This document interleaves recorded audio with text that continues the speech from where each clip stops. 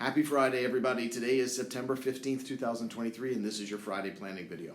As we prepare to bring in the Jewish New Year, I want to share another list I have with you. I'm going to pass on the easy one, New Year's resolutions. I'll continue to say that we're about to end Q3 and begin the final quarter of the year. There are a lot of planning items that are going to come up, so please keep an eye out for them. In addition to talking about them here, you'll be able to find them in the upcoming blogs on the website. Instead, I want to list some common sense items that are not all too common. I've mentioned some of these before, and we'll discuss more of these in coming weeks, especially in review meetings and calls. Let's start with one that may be obvious, but the outcomes are not always paid attention to. We're all getting older. Now, before you turn off the video, I maintain that we all have to get older, but we don't have to get old. And this is a big part of this. The first item on the list is about aging and the realization that healthcare costs need to be planned for and focused on. Everyone wants to plan for those healthy retirement years, and this is what we'll try to fund appropriately. Please note that healthcare costs are likely to be one of your largest expenses. As important as it is, your health costs will likely continue to grow, so we'll need to plan for that. First, should we discuss long-term care insurance and if it is right for you? Add to this, we should discuss what this insurance should look like. Please, let's review this topic in our meetings. This is something you cannot undo, and it is something that you have a high likelihood of having a need for. Let's move on. Let's talk about how we monitor your wealth.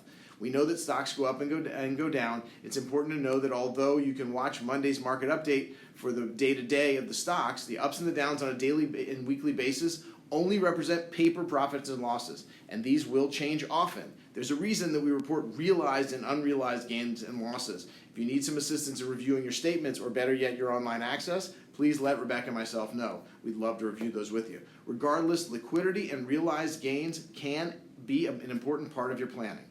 The next one is about debt. I spoke about credit cards last week and so many times before. Many times you can look and think about debt as one of those worst four-letter words out there. Please make an effort to pay down those debts when things are good. Once you borrow, you have to pay that money back. This may not include the U.S. government holding you accountable for student loan debt, but overall, most debt will need to be repaid. As you age, your debt levels in most cases should decline. Once you owe nothing, the feeling changes. Please make a plan to pay off debt if you haven't. Let's talk about an investment principle that may be right for you, and I will show you a study on the math. Reported by CNBC last year, and this is just math, $10,000 invested in the S&P 500 in 1998 was worth $155,000 in September of 2022. We've spoken about the dividend on S&P 500 stocks, but if you've reinvested those dividends over the same period, the value jumps to $329,000. That's 112% higher. The reinvested dividends account for 68% of that return. Quick note before my next point, as you know, I do not give personal tax or legal advice, but as you'll hear in a moment, working with your legal and tax team members, we can make a difference. Tales from the front line, we've had a lot of conversations this year about how tax liability on regular growth portfolio is higher than it used to be. In addition to other things, the dividends make this so. The overall dividend rate of the market is slightly higher, but you may also find yourself holding stocks or funds that pay higher dividends. This is usually a tax liability unless it's in your IRA, but regardless, if your investments are throwing off cash in the form of dividends, consider reinvesting them. Let's do a few more. Remember, next, as much as you think otherwise, the Joneses don't care. And I apologize if your family name is Jones, but keeping up with the Joneses has been a saying for a while, so we'll use that. There are a few things that I find that bust a budget faster than this. This is about the car, the meals, the gifts, you name it. The key here is to look in the mirror. What is it that you want to have to be? This quote that has been attributed to many people. I'll use Jerry Rice since he's in a new Pepsi commercial about unretiring.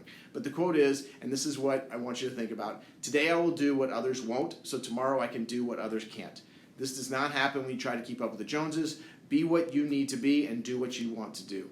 Let's do just two more for today. First, let's talk about what happens when stocks go down and what it takes to get back up. Sounds like another math lesson, and I'll start that way. Just note that a 33% decline in value requires a 50% recovery move to get back to even. This sounds like fuzzy math, but it is some of the most simple math out there. This is important as we make year-end decisions. It's important to remember that we have a goal to get to, and the name of the stock or the fund is not as important as how it performs. We're all watching to be sure the quality and risk level of your investments match your goals. Let's keep this math in mind also, especially if we see something that's not working. Finally, and this is one, as we enter the next presidential election cycle, is something you'll hear a lot about, and this is not set in stone. I think we need to brace for higher taxes. This is just based on over $32 trillion in national debt and the need to pay it off eventually. I recently heard a number of $2 trillion is a recent deficit. I'm not sure what the number really is, but if you listen to these videos, you can explain exactly how we'll get out of this. Cut spending or bring in more money. This is personal financial planning 101. It's not so much different in the government level, but the difference is that the government has the easiest way to get a raise. We've seen it at UPS, we've seen it at United Airlines, maybe we'll see it at the UAW, but to get a raise in the government coffers, all they have to do is raise taxes. We really don't know, but I do think tax rates will go up. Regardless, there's plenty of ways to invest with tax efficiency. That's something we'll work with your tax team on. Okay, that's 7 of them for today. We're getting close to the end of the quarter. Let's be in touch about year-end planning and even better, what 2024 will bring. For now, Shana Tova, wishes for a happy and healthy Jewish New Year. Come back Monday for a Monday Market Update where we'll recap this week and preview next week. Have a great weekend.